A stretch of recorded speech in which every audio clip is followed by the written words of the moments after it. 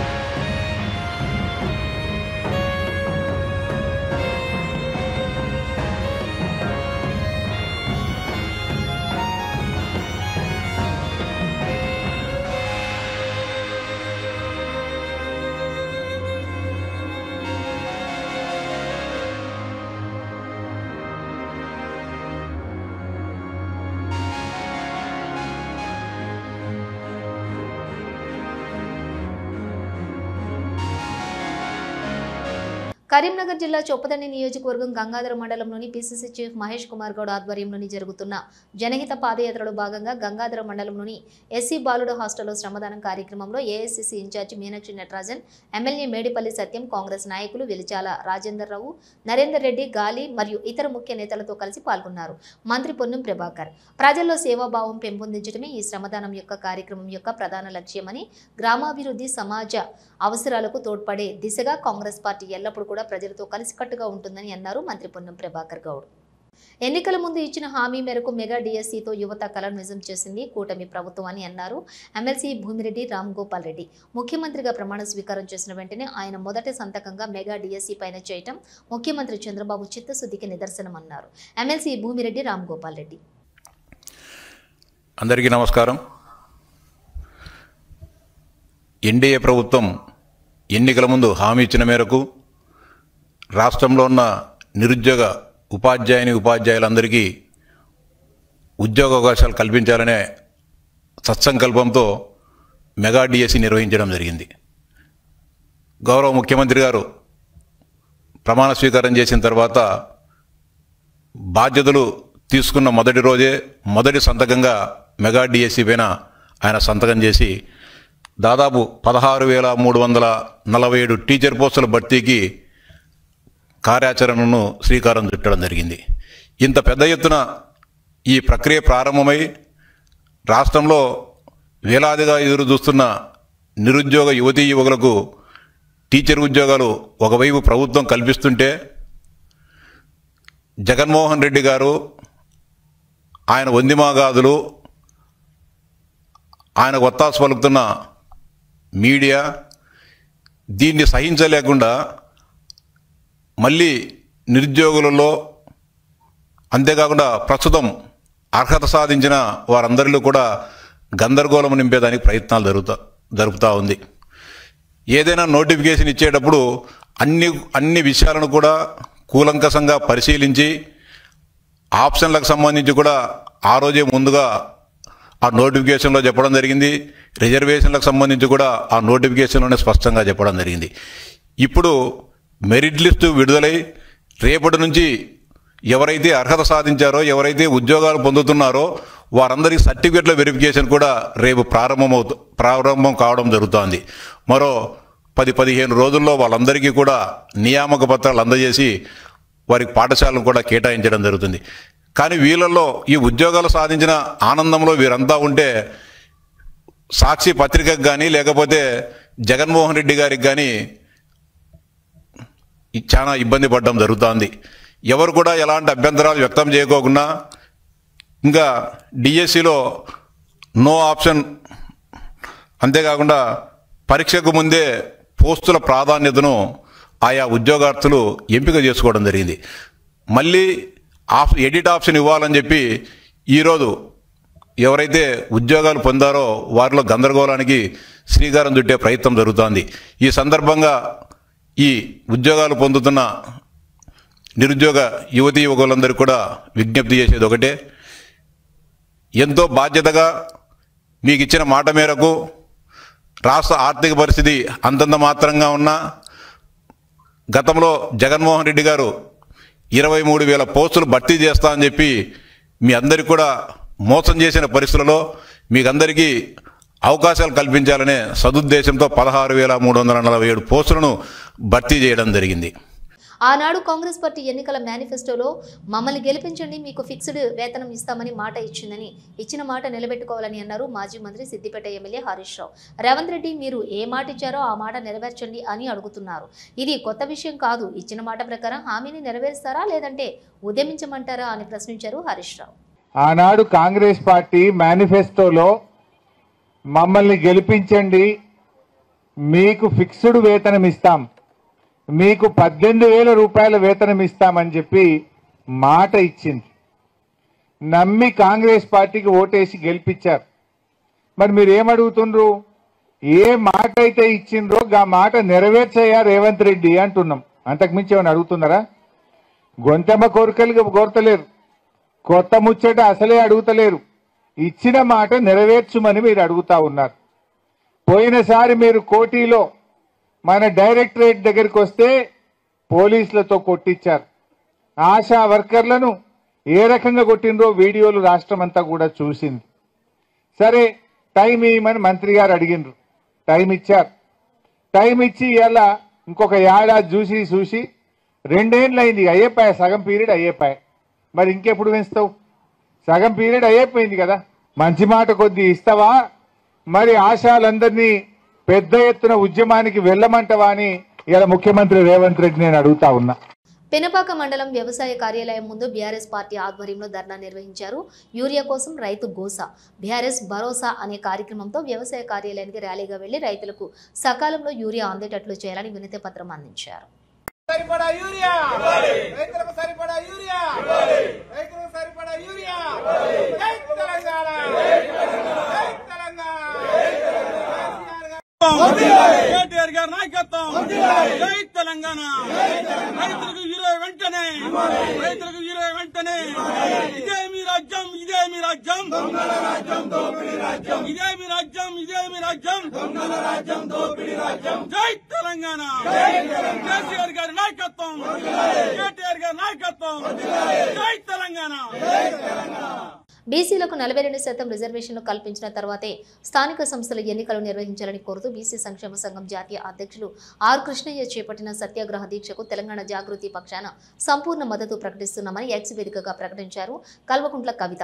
బీసీలకు 42% రిజర్వేషన్లు కల్పించాలన్న చిత్తశుద్ధి రాష్ట్ర ప్రభుత్వానికి లేదని, ప్రభుత్వ పెద్దల చర్యలను బట్టి స్పష్టమవుతున్నదని, అసెంబ్లీ కౌన్సిల్లోని బిల్లులు పాస్ చేయడం మినహా 42% రిజర్వేషన్లు అమలు కోసం రాజ్యాంగబద్ధంగా రాజకీయంగా ఉన్న ఏ ఒక్క అవకాశాన్ని కూడా రాష్ట్ర ప్రభుత్వం ఉపయోగించుకోలేదని, ప్రధాని వద్దకు అఖిల పక్షాన్ని తీసుకెళ్లలేదు, అసలు ప్రధాని అపాయింట్మెంట్ కూడా కోరలేదు, గవర్నర్ను కలిసి ఆర్డినెన్స్ జారీ చేయాలని విజ్ఞప్తి చేయలేదు, కేంద్ర ప్రభుత్వం బీసీ బిల్లులను కోల్డ్ స్టోరేజీలో పెడితే న్యాయ పోరాటం చేయలేదు, బీసీలకు 42% రిజర్వేషన్లు కల్పించకుండా స్థానిక సంస్థల ఎన్నికలు నిర్వహిస్తే బీసీలు ఈ ప్రభుత్వానికి కాంగ్రెస్ పార్టీకి తగిన గుణపాఠం చెప్పడానికి సిద్ధంగా ఉన్నారని అన్నారు కవిత.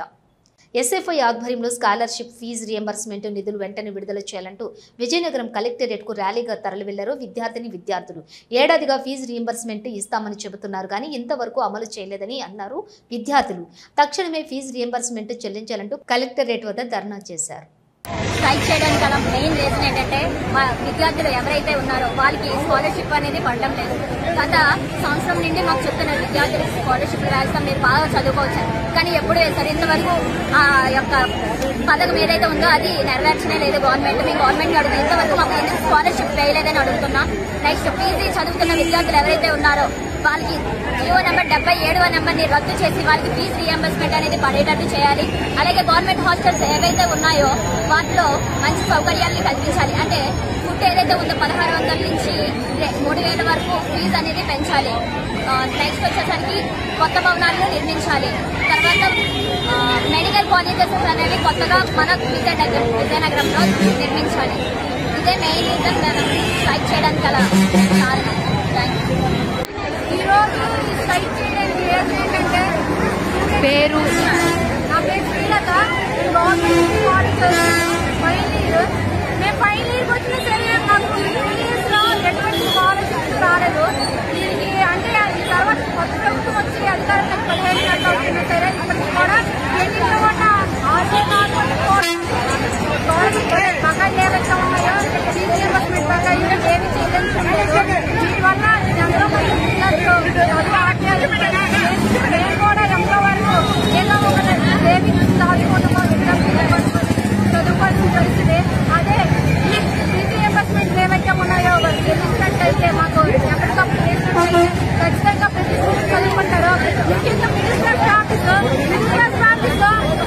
ఆంధ్రప్రదేశ్ భారతీయ జనతా పార్టీ రాష్ట్ర అధ్యక్షులుగా బాధ్యతలు తీసుకున్న మాజీ MLC Shri PVN Madhav doctor BR Ambedkar Konaseema జిల్లాలో పర్యటించారు. అమలాపురం గడియార స్తంభం నుండి కాపు కళ్యాణ మండపం వరకు భారీ ర్యాలీతో పాదయాత్ర చేశారు. అనంతరం కార్యకర్తల సమావేశంలో మాట్లాడే భారతీయ జనతా పార్టీ దేశ ప్రధాని నరేంద్ర మోడీ యొక్క పరిపాలన విధానాన్ని, భారతదేశ అభివృద్ధిని కార్యకర్తలకు తెలియజేశారు.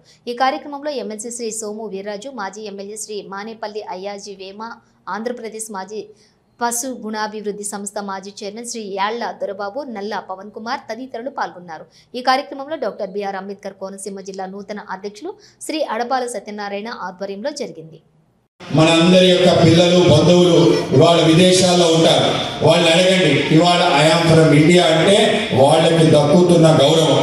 పర్సన్స్ ఆఫ్ ఇండియన్ ఆరిజిన్ ఎవరైతే శతాబ్దాల క్రితం అంటే ఎన్ఆర్ఐస్ అంటే మనవాళ్ళు, కానీ అనేక శతాబ్దాల క్రితం మన ప్రాంతం నుంచి వెళ్ళి అక్కడే ఉండిపోయిన అనేక మంది భారతీయులను చెప్పుకోకుండా బ్రతుకుతున్న అందరూ కూడా ఇప్పుడు సగర్వంగా నిలిచి మేము భారత సంతతికి సంబంధించిన వాళ్ళం అని సగర్వంగా నిలబడే ఒక తరుణం ఇవాళ వచ్చిందంటే దానికి కారణం మన నేత నరేంద్ర మోడీ గారు. కనుక ఆయన యొక్క నేతృత్వం ఏదైతే ఉందో అనేక రకాలుగా అతి పేద కుటుంబంలో పుట్టి అంచెలంచెలుగా ఆయన యొక్క కృషి పట్టుదల క్రమశిక్షణ కారణంగా ఆయన ఆ స్థానానికి రావడం జరిగింది. ఆయన నిరంతరం కష్టపడేది ఏంటంటే 140 కోట్ల మంది మనందరి యొక్క సంక్షేమం కోసం మనందరి యొక్క బాగు కోసం ఆయన అహర్నిశలు కష్టపడుతున్న తీరు మనందరికీ స్ఫూర్తివంతం. ఆయన ఏ విధంగా పని చేస్తూ దేశాన్ని నడిపిస్తున్నారో తప్పనిసరిగా మనం కూడా మన పార్టీని మన ప్రాంతంలో సమయం ఎక్కువ ఇచ్చి మన జెండా అన్ని చోట్ల ఎగిరే విధంగా భారతీయ జనతా పార్టీ కార్యకర్తగా సగర్వంగా తిరగాల్సిన అవసరం ఉంది. ఆ విధంగా మనందరం కూడా తిరుగుతున్నాం, మరింతగా తిరగాల్సిన అవసరం ఉంది. టీటీడీ పవిత్రతను కంకణం కట్టుకుని భ్రష్టు పట్టిస్తున్నారు భూమన కరుణాకర్ రెడ్డి అని విమర్శించారు ఏపీ బ్రాహ్మణ కార్పొరేషన్ చైర్మన్ బుచ్చి రాంప్రసాద్. కూటమికి ప్రభుత్వం అధికారంలోకి వచ్చిన తర్వాత ఒక్క దేవాలయంపైన కానీ ఒక్క పూజారిపైనైనా దాడి జరిగిందా అని ప్రశ్నించారు. హిందూ మతాల మీద, హిందూ దేవాలయాలపైన, హిందూ దేవుళ్లపైన మాకున్న గౌరవం అని తెలిపారు బుచ్చి రాంప్రసాద్. రెడీనండి? అందరి మీద, హిందూ దేవుళ్ల మీద, పూజారుల మీద, అర్చకుల మీద జరిగినన్ని దాడులు ఈ దేశ చరిత్రలో స్వతంత్రం వచ్చినప్పటి నుంచి ఇప్పుడు దాకా ఆంధ్ర రాష్ట్రంలో ఎప్పుడు జరగల. ఒకటి మాత్రం చెప్తున్నాను, 13 మాసాలు అయింది కూటమి ప్రభుత్వం నారా చంద్రబాబు నాయుడు గారి నాయకత్వంలో అధికారంలోకి వచ్చి ఒక్క దేవాలయం మీద కానీ ఒక్క పూజారి మీద కానీ దాడి జరిగిందా అని మీకు నేను అడుగుతున్నా. ఎందుకంటే హిందూ మతం మీద, హిందూ దేవాలయాల మీద, హిందూ దేవుళ్ళ మీద మాకున్నటువంటి గౌరవం అది. ఇతర మతాలను గౌరవిస్తేనే హిందూ మతాన్ని కూడా గౌరవిస్తాం. ఆ విధంగా మేము పరిపాలన చేస్తామని ఆ రోజున చంద్రబాబు నాయుడు గారు చెప్పారు. అదేవిధంగా పరిపాలన కూడా జరుగుతోంది. ఇక ఈ కరుణాకర్ రెడ్డి గారు ఇవాళ నిన్న మాట్లాడుతూ ఓబ్రాయ్ హోటల్కి ఇచ్చిన స్థలం గురించి టీటీడీలో నిన్న తీర్మానం చేసిన దాని గురించి మాట్లాడారు. అయ్యా, దీని మీద మీరు ఒకటి తెలుసుకోవాలి. ఒకటి, ఇది గత ప్రభుత్వం అంటే జగన్మోహన్ రెడ్డి గారు 2021లో ఓబ్రాయ్ హోటల్కి 25 ఎకరాలు కేటాయించారు. అది ఎక్కడంటే మీరు అలిపిరికి చర్లంపల్లి అనే 2 ఊళ్ళ మధ్యలో, అలిపిరి నుంచి చర్లంపల్లి రోడ్డు వెళ్తూ ఉంటుందండి. రోడ్డుకి పడమర పక్క, దక్షిణం పక్క ఉంటాయి. పడమర పక్క వీళ్ళు కేటాయించారు. ఆ పడమర పక్క ఏమేమి ఉన్నాయంటే ఒక మన జూ ఉంటుంది, తర్వాత ఫారెస్ట్ ల్యాండ్, ఇటు పక్క టీటీడీ ల్యాండ్. అంటే రోడ్డుకి పడమట పక్క ఇదిగోండి, రోడ్డుకి పడమట పక్క మీకు చూపెడుతున్నాం. ఇటు పక్క అంతా టీటీడీ ల్యాండ్ ఉంటుంది, ఫారెస్ట్ ల్యాండ్ ఉంటుంది. ఇక్కడ ఒకటి జూ ఉంటుంది, ఇంకేమీ ఉండవు. అక్కడ ఈ సెంటర్లో 25 ఎకరాలు ఓబ్రాయ్ హోటల్ తాజ్ గ్రూప్కి కేటాయించింది వైసీపీ ప్రభుత్వం. తిరుమలలో శ్రీ వెంకటేశ్వర స్వామి నిత్య కళ్యాణం కన్నుల పండుగగా నిర్వహించారు వేద పండితులు.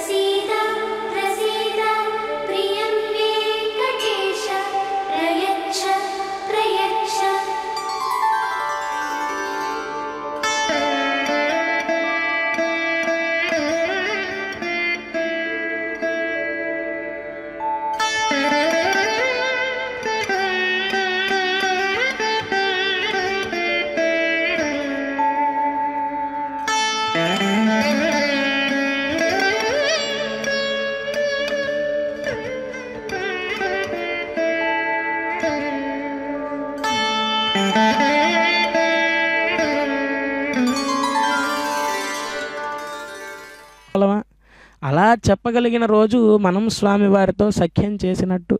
అలా సఖ్యం కనుక మనం చేస్తే మనకు కష్టకాలంలో కూడా తోడై ఉంటాడు స్వామివారు. నా కష్టాన్ని ఆపు స్వామి, నాకు కష్టం రాకుండా చెయ్యి అని ఎప్పుడు కోరుకోకూడదు. ఏం కోరుకోవాలి అంటే, ఎన్ని కష్టాలు వచ్చినా సరే నిన్ను మాత్రం నేను మర్చిపోకూడదు, ఆ కష్టాలన్నిటినీ కూడా అధిగమించేటువంటి శక్తిని కూడా నువ్వే ఇవ్వు ఓ పరమాత్మ అని మనం సఖ్యం చేయాలి స్వామివారితో. సఖ్యం, ఆత్మ నివేదనం, ఇలా ఈ నవవిధ భక్తి మార్గాలను మనం ఆచరించగలిగితే కనుక మన ఆత్మ నివేదనాన్ని ఎలాగైతే బలిచక్రవర్తి త్వదీయం వస్తు గోవింద తుభ్యమేవ సమర్పజే అని అన్నట్లుగా నువ్వు ఇచ్చినటువంటి ఈ శరీరాన్ని మరలా నీకే సమర్పించేస్తున్నా స్వామి అని ఆత్మ నివేదన భక్తితో బలిచక్రవర్తి సర్వము కూడా అర్పించాడో స్వామివారికి, అలా ఆత్మ నివేదనాన్ని నిర్వర్తించుకోవాలి. అయితే ఇందులో గమనించవలసిన విషయం ఏమిటి అంటే, మిగతా భక్తులన్నిటిలో కూడా ఏ భక్తినైతే మనం అనుగమిస్తూ ముందుకు వెళతామో అది మాత్రమే మనకు సిద్ధిస్తుంది. కానీ అర్చనం అనేటువంటి దాన్ని మనం ఆధారంగా తీసుకుంటే కనుక మిగతా భక్తులన్నీ కూడా అందులో లీనమవుతాయి. అటువంటి ఆరాధనాన్ని నిర్వర్తిస్తూ స్వామికి నమస్కరిస్తాం. గోవింద గోవింద.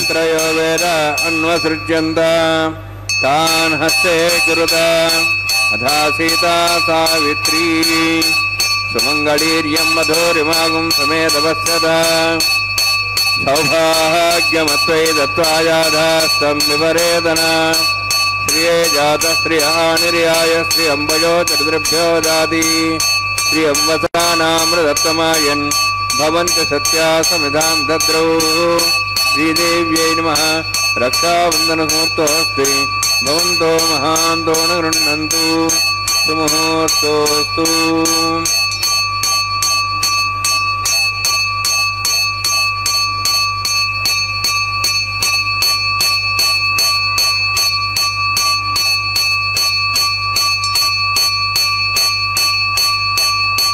ప్రజాపతిస్తోముఖం రాజా నమసృజత తంత్రయో వేద అన్వసృజ్యంత తాన్ హస్తే గురుత. అథా సీతా సావిత్రీ సుమంగళీర్యం మధురిమాగం సమేతపశ్యత సౌభాగ్యమత్వై దత్వాయాదాస్తం విపరేదన. మేధినీ దేవీ వసుంధరా స్యాత్ సదా దేవీ వాసవీ బ్రహ్మవర్చసః పితॄణాం శ్రోత్రం చక్షుర్మణః. భూదేవ్యై నమః. మాంగళ్యధారణ సమూర్తోస్తి భవంతో మహాంతో న గృహ్ణन्तు. సుముహూర్తోస్తు. సుప్రతిష్ఠితమస్తు.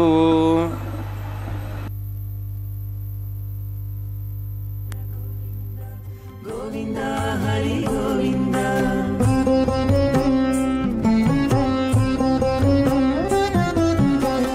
దేవుడొక్కడే మాకు దిక్కుగాని, దేవుడొక్కడే మాకు దిక్కుగాని, కావనెవ్వరును లేరు కతలింతే కాని. దేవుడొక్కడే మాకు దిక్కుగాని, కావనెవ్వరును లేరు కతలింతే కాని. దేవుడొక్కడే మాకు దిక్కుగాని, దిక్కుగాని. గోవింద గోవింద గోవింద గోవింద గోవింద గోవింద గోవింద గోవింద.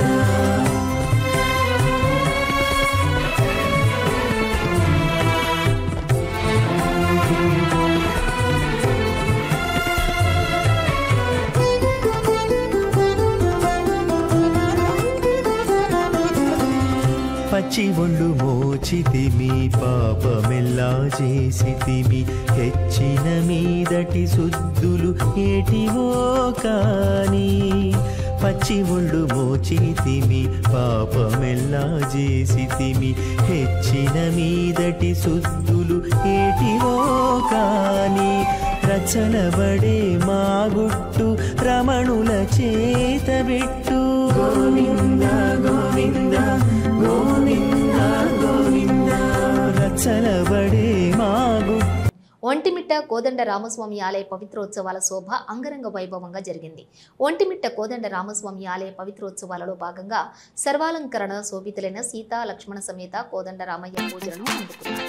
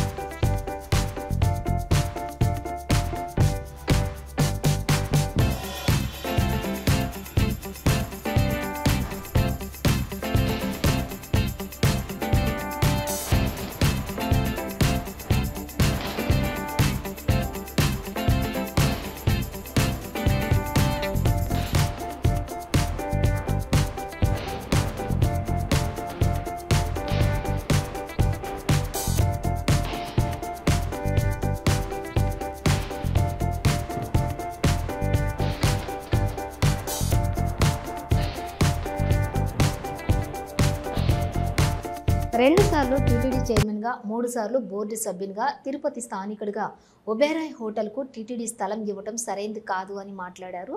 సరైన సమాధానం ఇవ్వకుండా ముఖ్యమంత్రి చెప్పారు. బోర్డు సమావేశంలో నిర్ణయం తీసుకున్నాం, అపవిత్ర కార్యక్రమాలు జరగకుండా ఆపాము అని చెప్తున్నారు. ఎదురుగా ఉన్నది పవిత్రమైన స్థలం కాదా అని బొల్లినాయుడును అడుగుతున్నా. టీటీడీ నుంచి టూరిజంకు ఇస్తున్న స్థలం పవిత్రమైనది కాదా అని ప్రశ్నించారు భూమన కరుణాకర్ రెడ్డి. టీటీడీ స్థలాన్ని టూరిజం శాఖకు బదలాయించటం మీద ఇది చాలా తప్పని, భగవంతుని ఆస్తిని టూరిజం శాఖకు ఇవ్వటం చాలా ఘోరమైనటువంటి అపచారమని, టూరిజం శాఖకే స్థలం ఇవ్వాలని అనుకుంటే మరో చోట ఎక్కడైనా కూడా ఎయిర్పోర్ట్ దగ్గర ఓ 25 నుంచి 30 ఎకరాలు ఇవ్వవచ్చునని, అలా కాకుండా దేవునికే సంబంధించినటువంటి స్థలం ఇవ్వటం మార్పిడిగా చాలా తప్పు అని నేను మాట్లాడడం జరిగింది. దానికి సంబంధించి నిన్న రాత్రి టీటీడీ ముఖ్య ప్రజా సంబంధాల అధికారి పేరుతో ఒక రాజకీయ ప్రేరితమైనటువంటి ప్రకటన బిఆర్ నాయుడు గారు చేయించినారు, అధ్యక్షుల వారు. ఆయన గారు నేరుగా మాట్లాడకుండా చివరకు అత్యంత పవిత్రమైన టీటీడీ ధార్మిక సంస్థను మొత్తంగా రాజకీయ ప్రేరితమైనటువంటి ప్రకటనలు ఇవ్వటానికి నాంది పలకటం జరిగింది. నువ్వు మర్యాదగా మాట్లాడితే మేము మర్యాదగా మాట్లాడతాం. తెలంగాణ సాధించిన కేసీఆర్ని విమర్శిస్తే అది ఎవరైనా ఊరుకునే ప్రసక్తే లేదని అన్నారు కేటీఆర్. నాకు ఈ మధ్యన మనోళ్ళందరూ చెప్తాను, అన్నా నువ్వు జర తిట్టుడు తిట్టగా ఎక్కువ అని చెప్తాను. అంటే నేను తిడతారు పోయి, నాకేం కర్మ ఆయన తిట్టేది, నాకు అవసరమే లేదు. కానీ మన నాయకుడు, తెలంగాణను సాధించిన పెద్ద మనిషి కేసీఆర్ గారిని పట్టుకొని నోటికొచ్చినట్టు తిడితే మాత్రం, కేసీఆర్ తిడితే మాత్రం బరాబర్ ఈట్కా జవాబ్ పత్తర్సేదండి. నువ్వు మర్యాదగా మాట్లాడితే మేము కూడా మర్యాదగా మాట్లాడతాం. కానీ నువ్వు ఇట్లా అబద్ధాలు చెప్పి ఓట్లు వేయించుకొని గద్దెనెక్కి రైతులు యూరియా కోసం నన్ను నువ్వేమో సినిమా వాళ్ళతో మీటింగ్లు పెట్టుకుంటా, డ్రామా చేసుకుంటా, నన్ను ఏమనద్దు, నేను మాత్రం తిడతా అంటే మరి ఎందుకు పడాలి మనం? ఇవి బులెటిన్ విశేషాలు. మరో బులెటిన్తో మళ్ళీ కలుద్దాం. అంతవరకు చూస్తూనే ఉండండి న్యూస్.